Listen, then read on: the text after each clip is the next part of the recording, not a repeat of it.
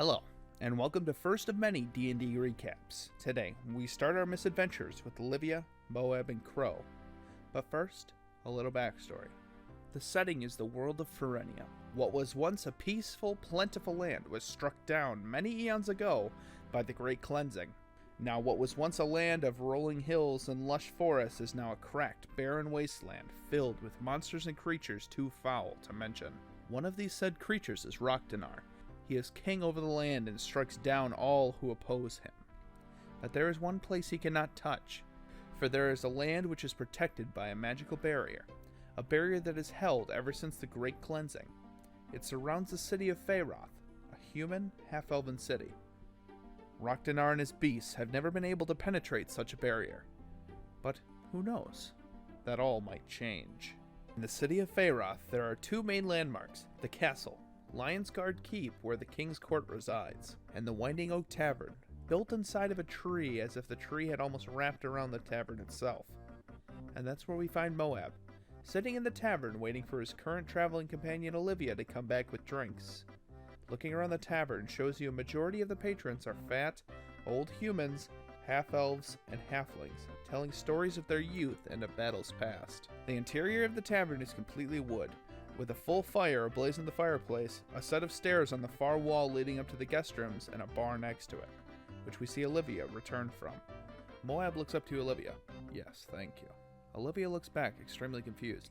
No, what do you want? Moab looks at Olivia blankly and says, "Ah, yes, I want to know how things are faring outside of the barrier." Olivia shakes her head.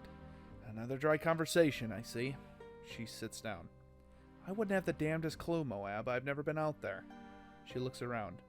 "But by the looks of it, I can't imagine any of these wise men are helping the effort," she says sarcastically. "That is true. These blokes have seen better days, but still knowing your surroundings is part of the picture. Learning the past is too," Moab says nobly. She looks over to Moab. "Yeah, I leave that to the scholars up in Lion's Guard Keep." She leans in. "If you ask me, I think there's something going on in town. More guards are being recruited. A lot of talk. You know how long that barrier's been up? A long..." Suddenly, a tall figure bursts through the saloon-style doors. A man over 6 foot tall with a cloak over his head. You can see silver-white hair peeking out as he strides over to the bar. He speaks up. "Hey guys, you start without me already? That's not fair. Just give me the usual." He then sits down on a nearby chair and face plants onto the table while holding his drink steadily in hand. Olivia turns back to the table he is at with a, "Oh boy," and turns to Moab. "Let's not invite him over here. I'm looking to have a nice time, and it looks like he's in one of his wild spells." Moab agrees with a nod. "As you were saying?" Olivia starts to think for a minute. "You know, I don't have the slightest clue." Damn, must have slipped me. She grabs a small herb from her pouch and starts trimming it with her dagger. "So, Moab, ever since you helped me with that pack of kobolds, we've been traveling in the same direction, but I don't know much about you. Care to tell?" she says, looking up from the herb. "Nothing much, just searching for ancient secrets about religion. And watching my back," Moab says, looking over to the stranger. Olivia continues. "Well, how is that search..." Another burst comes through the door. This time a woman, dressed in fine clothes, looking around slightly panicked. She shouts out, "If anyone wants gold or ale for some work, come with me!" The woman then turns and heads out of the bar. "Gold?" Olivia says, wide-eyed, standing up. The stranger jumps up. "Ale? My supply's running low." "I'm in!" Olivia looks over to the stranger and sighs. "Moab, are you in?" Moab stands up slowly. "Well, gold is nice, so why not?" The stranger asks the woman from across the bar, "What's the job?" As she walks out of the bar, "Hey, wait!" he shouts, running after her, not noticing a moving Olivia in his way. He collides with Olivia, keeping his balance but knocking Olivia off balance. "Hey, watch it!" Olivia shouts, regaining her balance. The stranger looks back. "Sorry, didn't see you there." Olivia scoffs and follows. "What was your name, anyway?" The stranger continues onward. "You could call me Crow," he says, catching up to the woman. Moab comes out of the bar after the other two. "Well, Crow, do you think you're up to snuff?" Crow chuckles.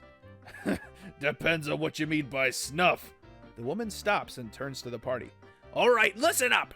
Now, I don't normally take to hiring ruffians like you tavern dwellers, but I have nowhere else to go." She turns away. "My husband. He was recruited into the guard last week, and our son is just a boy. I need your help. Crow pipes up. Okay, so what? You want us to break your husband out of his new job? All he needs to do is hit on his superiors, and they will kick him right out of there. It will help if he cops a feel while he's at it, he says while giving a little hand motion. The party slowly turns to Crow. The woman looks to Crow in horror. By the gods, no! She turns away.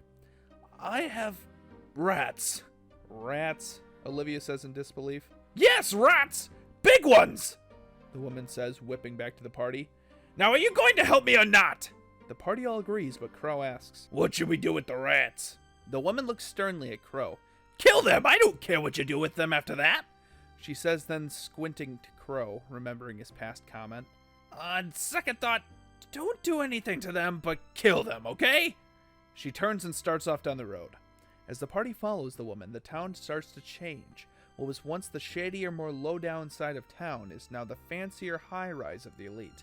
Around the party are large houses, all quite expensive, and further down the road would lead straight to the castle. But the woman makes a sharp left turn in between two of the homes, standing by a closed cellar door. Moab walks up with the party. So, how many are there? He says, looking at the door. Do you think I know? The woman says. I can hear them down there every night. I haven't gotten a wink of sleep in days, she says, unlocking the cellar door and swinging them open. Crow gives out a sigh. So this is what my life has become. Rat exterminator. How the fallen have fallen even more.